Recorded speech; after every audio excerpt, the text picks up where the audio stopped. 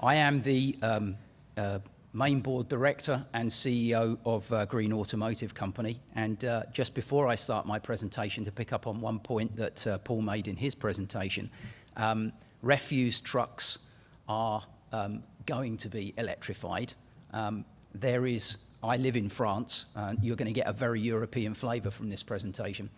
There is a small village in France which is using pure electric refuse trucks with a 237 kilowatt battery pack in them.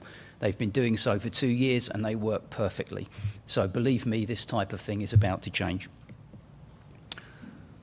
What are Green Automotive? Very few of you will have heard about Green Automotive, I'm sure. A state-of-the-art niche vehicle design, engineering, manufacturing and sales company.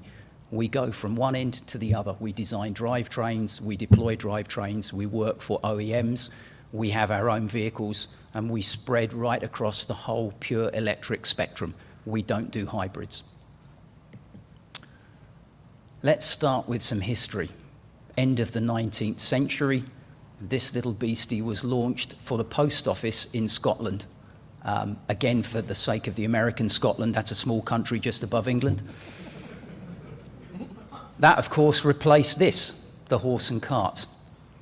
But at that time, the only way to get petrol was in a can like that. And that, in fact, existed for nearly 15 years. So please, let's not talk about range anxiety. You had to drive down the road to get a can of petrol in the past. It's not so much different with electricity today.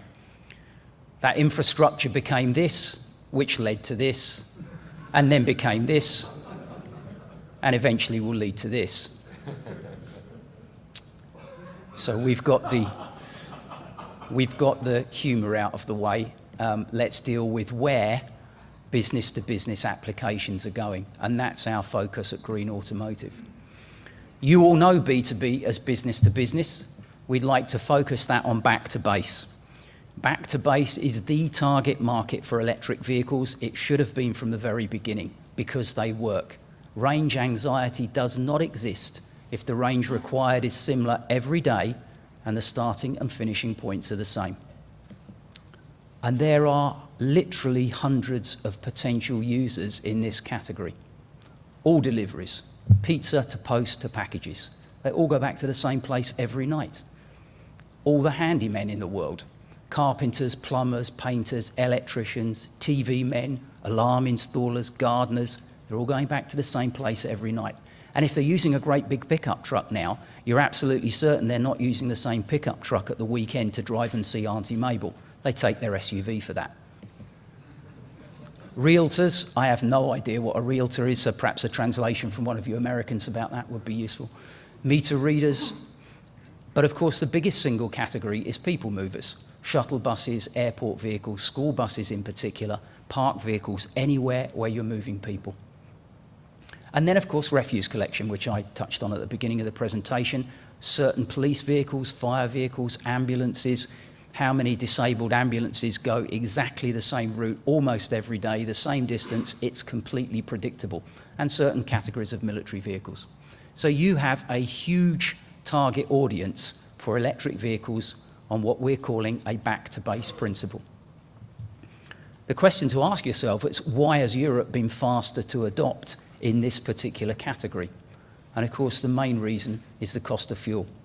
We pay double what you pay in the US for fuel, and that's a key driver for people to move towards electric vehicles. Big incentives and big penalties. Incentives to change and penalties if you don't. Rebates on the purchase price in excess of $10,000. Rebates on import duty. The Scandinavian market has an import duty of 100% of the price on every single vehicle that goes into the market, unless they're electric, in which case it's zero. So electric vehicles can be substantially more expensive in other markets in Europe and actually be very cheap in Scandinavia. Right down against tax, 100% in the first year. If you're buying a vehicle for business use in the UK, you don't get any tax relief on it unless it's electric. And of course, as Paul touched on earlier on, the congestion charge in London. That's $15 a day to drive into London every single day, unless the vehicle's electric. If it's electric, it's zero, and that's going to go up. So you've got a very, very big incentive to be driving electric vehicles in London. In addition, you pay road tax at various different levels depending on the size of the vehicle for every vehicle that you use in Europe. You don't pay road tax if it's electric. And daily parking charges. In many, many parts of Europe, and in particular in London, authorities have overlooked daily parking charges. That's $60 a day in London to park a car. So if you're driving into London as a dentist, a doctor, whatever it might be, and you're working in Westminster in London, you're saving $75 a day by driving in an electric vehicle compared with using a petrol or a diesel vehicle. Stunning figures. Enormous amounts of money are involved. An electric vehicle for somebody working in Westminster in London is free of charge. Costs $75 a day, will pay for a hell of a lot of car. And of course, I think there is a huge amount more pressure on emissions and pollution reduction in Europe than there is in America. London itself stands to be fined 350 million euros a year because of poor air quality. And that will make a very big incentive for people to switch towards using electric vehicles. So of course, many have tried. UPS, FedEx, Veolia, Tesco's, Amy Hilden, these are our customers in Europe. These are people we've supplied and look after electric vehicles that they use. And for many of them, this was the vehicle that they tried. It's called the Modec truck. It was launched 7 years ago. It's a pure electric delivery vehicle. Nothing unusual about that. Launched in the States by Navistar as the E-Star. Didn't work out for them, but has proven to be an extremely popular vehicle in Europe. And what did they discover when they used an electric vehicle? What were their key takeaways? Not unsurprisingly, the cost per mile for fuel was substantially lower than it would have been for using diesel or petrol. 2.5 cents, I've converted all of this obviously into dollars, 2.5 cents versus 14.5 cents per mile traveled. That's an enormous reduction, especially if you're in the delivery business. Overnight charge equals the tank is always full. So if you're in the delivery business and at some point during the course of the day you're going to drive somewhere to fill up with gas, that's a wasted journey, because if it's electric, the tank is always full in the morning. In inner cities, we discovered that the range that we provided was too much. That was a big shock for us. We're providing a battery that can produce a range of 100 miles, and our customers are saying to us, can't you bring the cost down and just give us a battery that does 20 or 30 miles? We don't need to go that far. The drivers felt more relaxed. No noise, no vibration. In one FedEx depot in the centre of London, a fight broke out one day over who was going to drive the electric vehicle because their enjoyment was so much greater. Incredible. They're perfect for stop-start because there's no gears. Drivers love that. Less maintenance, reduced parts cost, and the maintenance that you do have to do is easier to do. And of course, most of the companies that bought these vehicles the first time round did it because it was great PR. They wanted to say, we've got electric vehicles we're using for deliveries. Tesco's, one of the big supermarket chains in the UK, who have just recently withdrawn from America, Tesco's bought 10 of the vehicles simply so they could say they were doing electric vehicle deliveries. They had no real intention of using them at all.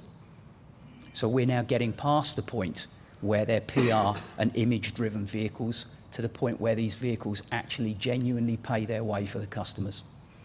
And the B2B sector is growing. One of the biggest problems with the B2B sector is there weren't any vehicles. The customers didn't have a choice, nothing was available.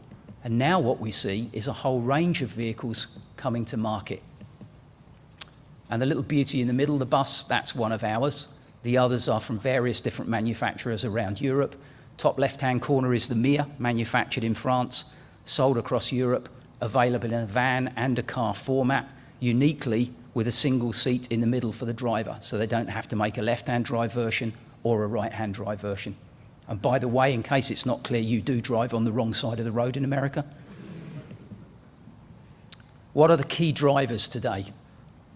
Right-sizing the energy storage.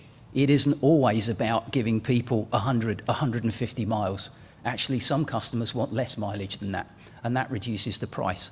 It isn't all about lithium.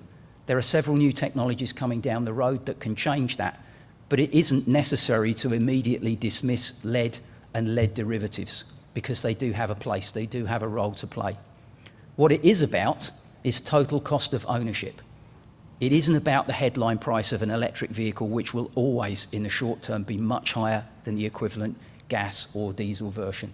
It's about the total cost of ownership. After sales is critical and has been forgotten by so many people. We've built a super business in Europe taking care of other people's electric vehicles because they don't know how to do it themselves. They don't provide a decent level of support, and the customer is petrified of what happens when their battery requires replacement. We refurbish batteries, so they don't require replacement. We give them a second lease of life at something like 10% of the cost of a new battery. That's game-changing in the business-to-business sector. Finance packages are key to success, and they're very difficult to find. We've struggled in Europe to get finance companies to fund the cost of people leasing electric vehicles. Incentives and penalties will be important until the volume reduces the overall cost for the customer. We love the congestion charge in London. It drives sales for us. We'd like to see that in many other cities around the world. Pollution reduction is key for us in Europe, less so here in America, but it's a key driver. If they're the drivers for today, what will be the drivers for tomorrow? Ultra lightweight composite structures to reduce the overall weight of the vehicle and the structure and make things more creative, and I'll show you some in a minute. Greater energy density in, let's say, energy storage, whatever format that takes. Hub motors, because they change the nature of the way we build delivery vehicles. Radical use of space. If you're using hub motors and you've got no traditional motor, whether that's electric or internal combustion engine, you've now got a new shape dynamic in the way you put the vehicle together. Zero or low emission range extenders. They're around the corner. We have 2 developments underway ourselves, which would be pretty game-changing if they were to be deployed in the market. Ultra-fast charging and moving from cable to wireless charging. Wireless charging is around the corner. We've all been reading about it, and it's going to make a significant change in this market. What will we see next? You'll see something like this from us. This is an electric shuttle bus, luxury shuttle bus, designed entirely by us and deploying tried and tested technology. That will hit the markets from us in November. Where will delivery vans go next? That isn't some sketch that won't ever happen. This is a project that we're doing together with Volkswagen and Fiat and Michelin in the UK to produce the next generation of delivery vehicle. It has hub motors. That's a radical change from where we are today. And what hub motors allow you to do is change the shape of the interior of the vehicle, because you now don't have that huge block of motor that you've got to put somewhere in the chassis. So you've got hub motors, you've got a different structure for the driver, you've got more carrying capacity, and that vehicle will be finished by the middle of next year. It's a prototype, but it will be a fully working prototype with technology that is game-changing. Thank you very much for your time. Apologies for the use of the proper English instead of the American English. And if you have any questions. More. Would you like me to take questions now, Paul, or after? We have time for about 1 or 2 questions. Is there anybody from the audience that has a question?